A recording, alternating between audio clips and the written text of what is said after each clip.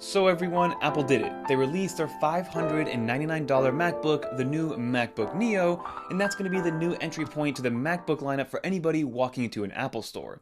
But on paper, it shares a lot of similarities to the now $1,099 M5 MacBook Air. They both run Mac OS, they're both running an Apple Silicon, they both have an aluminum design, they both have a Liquid Retina display that's in that 13-inch category, so what gives? What does that $500 price grab give you? Where did Apple make some compromises? And then at the end of the day, if you walk into an Apple store on March 11th, what's going to be the best place to put your hard-earned money? Do you go and spend $600 on a new MacBook Neo, or is it worth it to spend an initial $500 to get the M5 MacBook Air? So let's break down all the differences and see what type of compromises Apple made to get that MacBook Neo down to $599.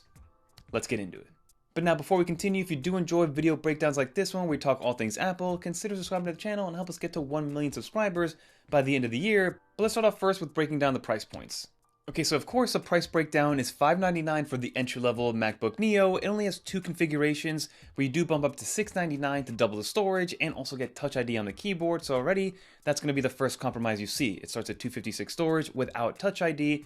And then on the M5 MacBook Air, it does start at $1,099, but again, you get all the creature comforts that is Touch ID, and they did also double the internal storage and give you faster SSDs, which is a perfect segue into what we're going to be talking about, which is going to be the internals, right?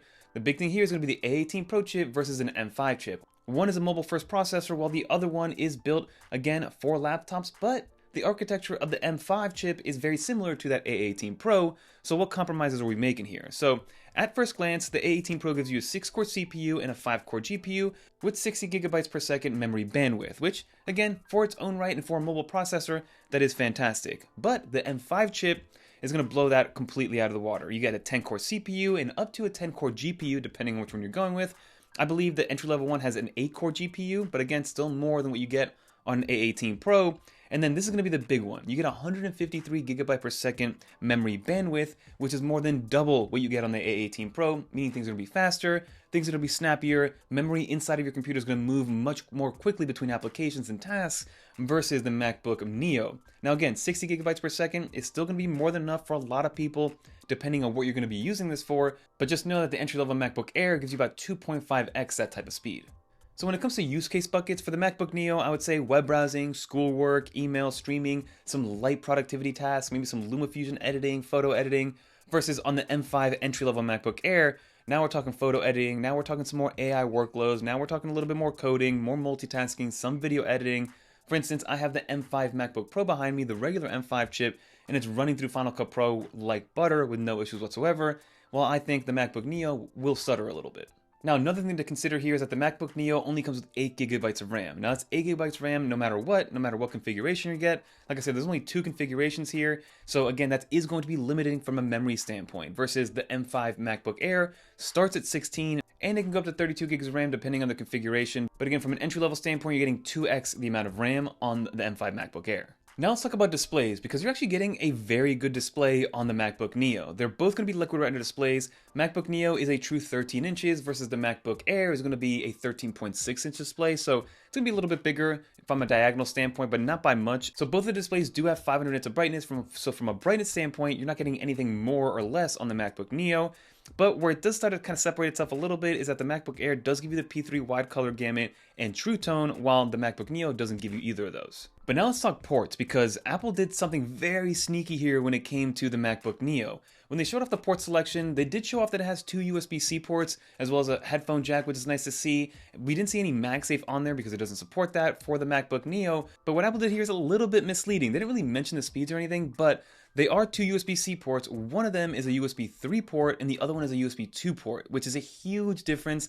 And there's no indicator to let you know which one is which. You're just gonna have to know that the one that's farther away from you is gonna be that USB 3 speeds, but USB 3 speeds give you 10 gigabit per second transfer speeds versus USB 2 gives you 480 megabit per second transfer speed. So it's basically an iPhone 17 versus an iPhone 17 Pro. If you've ever worked off of external SSDs and used any video or any data that you're transferring, then you know that USB 3 speeds are immensely faster compared to USB 2. But then compare that to what you get on the MacBook Air. You get MagSafe, which is nice. I mean, I don't really use MagSafe to begin with, but you get two Thunderbolt 4 ports, which are going to blow USB 3 out of the water to begin with. So if you continuously use external data and things like that, then it might be better off getting something like the MacBook Air. And then some additional hardware that Apple had to omit or at least compromise on when it comes to the MacBook Neo is going to be the camera, speakers, and audio overall. So from a camera standpoint, you are getting a 1080p FaceTime camera, but again, like I mentioned in my first video, there's no center stage, so it's not going to follow you around like a gimbal. Some people think it's kind of gimmicky and things like that, but that does enable a little bit more freedom, which people seem to like. So you get the 12 megapixel center stage camera on the MacBook Air, more of a webcam style 1080p camera on the MacBook Neo. You also get those new dual side firing speakers on the MacBook Neo, and you get the dual mic array versus the MacBook Air. You get a 4-speaker system and then the triple mic array, which gives you more so of a studio quality sound, but we'll test those side by side to see which one's going to be louder and which one's going to give you some better audio overall. From a battery life perspective, they're both going to be excellent. You get 16 hours on the MacBook Neo, and then you also get 18 hours on the MacBook Air, at least on paper, what Apple tells us, so you're not losing too much on the MacBook Neo. Battery life wouldn't be my purchasing decision at the end of the day when it comes to these two laptops. And then surprisingly, the build design is going to be very familiar. They're both made out of aluminum, they're both 2.7 pounds, but surprisingly, the MacBook Air is actually a little bit thinner, sitting at 0.44 inches versus 0.5 inches of the MacBook Neo, so it's going to be a little bit more stout, for lack of a better term, on the MacBook Neo side. Wireless is another decision that Apple had to compromise on. Again, it's not going to be the end of the world, but MacBook Neo has Wi-Fi 6E versus Wi-Fi 7 on the new M5 MacBook Air. And then another thing to consider from a battery life perspective or charging speed perspective is that this comes with a 20-watt charging brick in the box, which is pretty small, and we're not 100% sure, and Apple hasn't shared how fast you can actually charge that MacBook Neo, but on the MacBook Air side, it does support 70-watt fast charging, so it is a bigger battery, and it will last a little bit longer, and it will also charge much faster overall, which is something to consider if you are constantly on the go and need to kind of top yourself off every now and then, maybe for 10-15 minutes at a time. So those are all the differences on paper between the MacBook Neo and the MacBook Air. Now, at the end of the day, is that a $500 difference from a compromise standpoint? It really depends on what you're looking for here, right? Like I said in the very beginning, the MacBook Neo is for students, for casual workflows, for more so communication, email, Slack, Microsoft Teams. Apple even showcased the Microsoft Office suite of products as somebody on the MacBook Neo side, and maybe some light productivity when it comes to photo editing would be good on the MacBook Neo. And then you have the MacBook Air. You're going to get a lot more out of that M5 chip, a lot more future-proofing in terms of what it can do. You can video edit on it, no problem. They're both fanless designs, but the MacBook Air will be able to handle much more from a power and efficiency standpoint. So it really just depends on what you need at the end of the day. Do you need a light kind of throw around netbook that runs Mac OS that can handle just web browsing, works alongside your ecosystem? Or do you need something that's a little bit more of a workhorse when it comes to the MacBook Air and the M5 chip, which gives you much faster SSD transfer speeds, much faster memory bandwidth, more configurations, more RAM, more storage, better display, better speakers?